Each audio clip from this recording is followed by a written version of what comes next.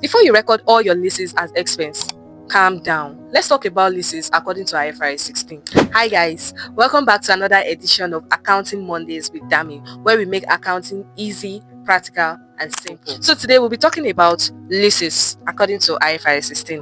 What is a lease agreement and who are the parties to a lease agreement? A lease agreement is simply, giving your assets to another person to use it for a particular period of time. And there are two parties to a lease, which is the lessee and the lessor. The lessee is the user of the asset, while the lessor is the owner of the asset.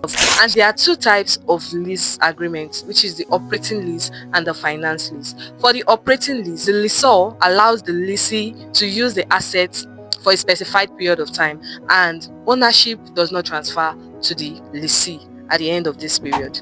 So any payment that is made during this time should be recorded as an expense.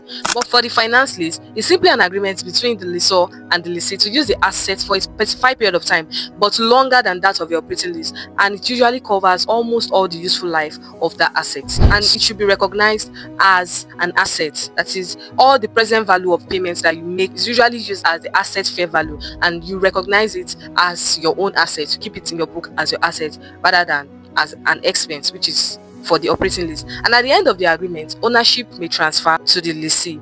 Think of operating lease as when you go to someone to borrow their land for use, maybe for 1 year. During the period of the 1 year, you have to pay a particular amount of money, say month. At the end of the 1 year, you have to return the land back to the owner. Now then, think of the finance lease as when you actually, maybe let's say you borrow the car, you lease the car for a period of 3 years, and the useful life of the car is 5 years. That it covers almost the useful life of that car.